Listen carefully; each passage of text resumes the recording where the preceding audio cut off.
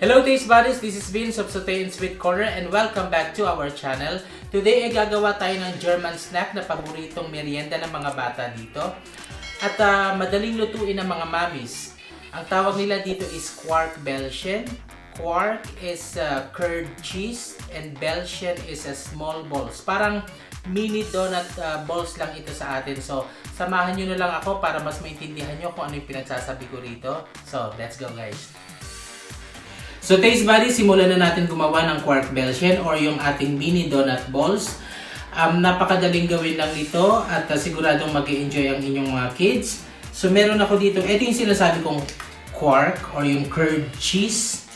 So if you can't find quark or yung ating curd cheese, you can substitute of one of these options. Pwede kayong gumamit ng Greek yogurt or yung ating mascarpone cheese, which will be richer and fattier nga lang.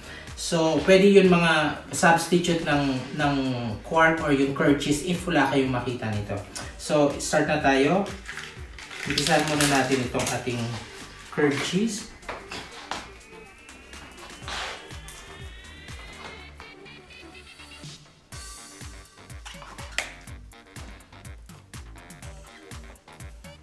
Then next ang ating sugar. Ang ating eggs.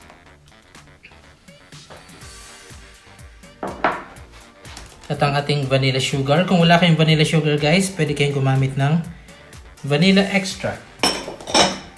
So mix lang natin until incorporated ng ating ingredients.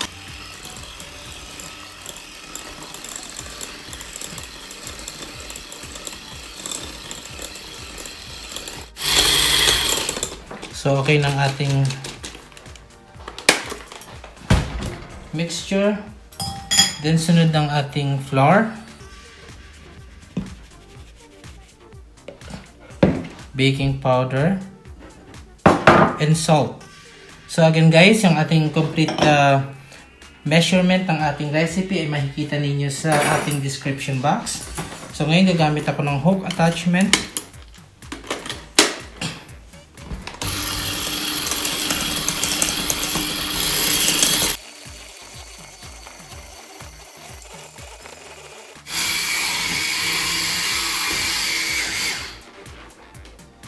So guys, okay na to. Minix ko lang siya ng mga 3 minutes. Then start na natin siyang i-fry. So magpe-prepare na tayo ng oil sa ating cooking pan. So taste buddies, umpisahan na natin i-fry ang ating mini donut balls. So kailangan natin ng maraming oil. So meron ako ditong 1 liter na oil. Ilang gagamitin natin para fry natin itong ating mini donut balls.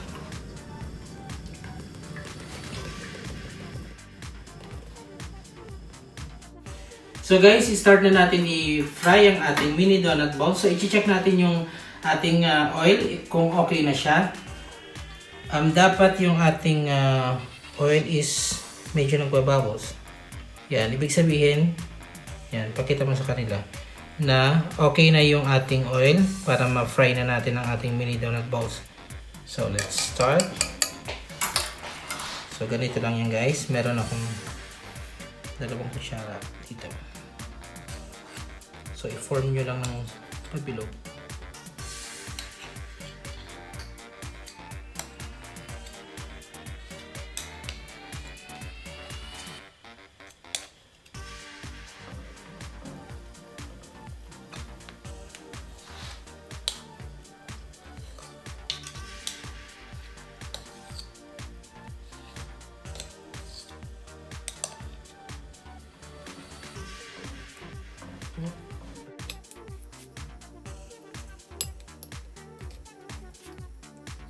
So, i-fry lang natin guys ang ating mini donut balls hanggang maging golden brown.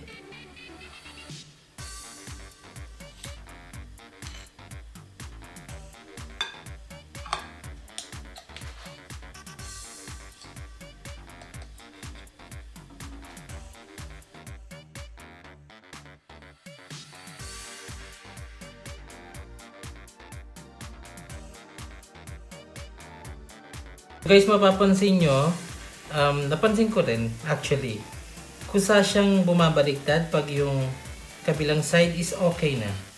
As in light brown na siya, golden brown na siya. So I think this one is okay.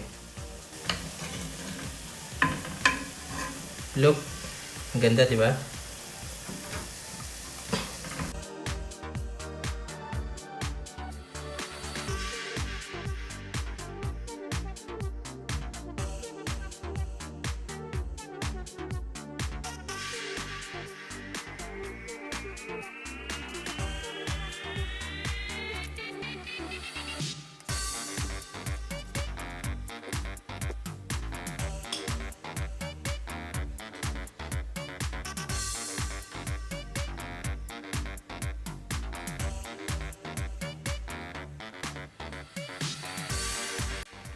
So today's buddies, iro-roll na natin ang ating mga mini donut balls sa sugar.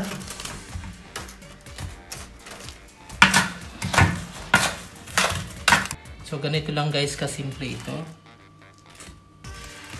Siguradong magugustuhan ng inyong mga kids ang ating merienda.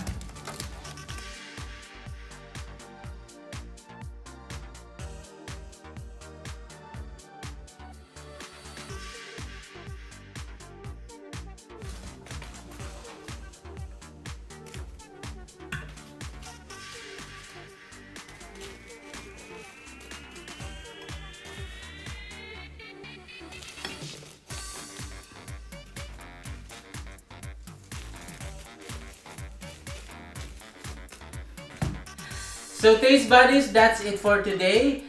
Ito ng ating finished product, ang ating Quarkbällchen or yung ating mini donut balls. Sana po magustuhan nyo. I'm sure magugustuhan ninyo to at ng inyong mga kids. Napakasimple lang gawin guys. So please don't forget to comment, like, and pakishare na rin po itong ating video sa inyong family and friends. Again guys, thank you for watching until my next yummy recipes.